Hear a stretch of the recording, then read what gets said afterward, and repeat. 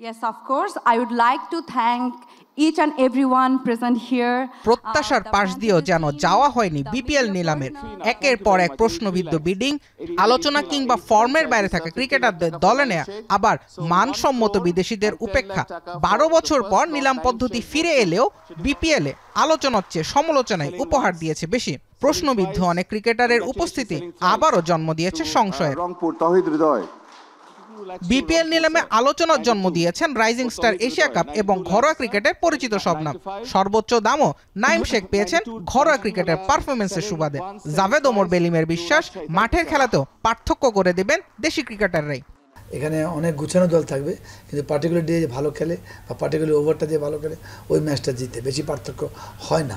খালি এক জায়গায় পার্থক্য হয়ে যায় বিদেশি কোয়ালিটি প্লেয়ারের ক্ষেত্রে, তখন পার্থক্য হয়ে গিয়েছে, বাট সেটা এবার তেমন দেখা যাচ্ছে না। আমার মনে হয় যারা লোকাল ক্রিকেটের উপর ডিপেন্ড থাকবে প্রতিটা দলই।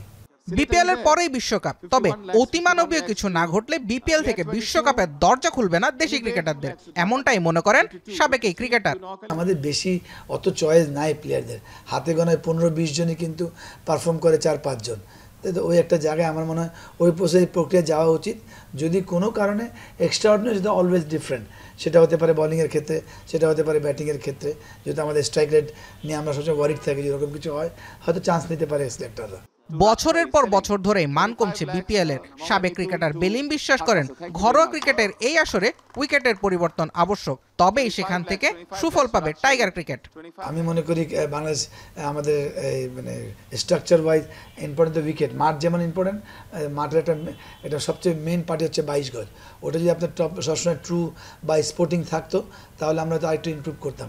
ওটা ভেরি ইনকনসিস্টেন্ট ছিল, ওই জন্য আমাদের পারফরমেন্সও আমি কোনো এক্সকিউজ দিচ্ছি না প্লেয়ারদের পরে, আমাদের পারফর্মও কিন্তু অনেক ইনকনসিস্টেন্ট।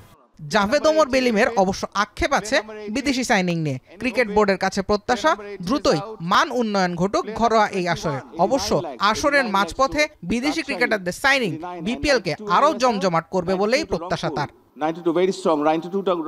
জুবায়ের আহমেদ, এখন, ঢাকা।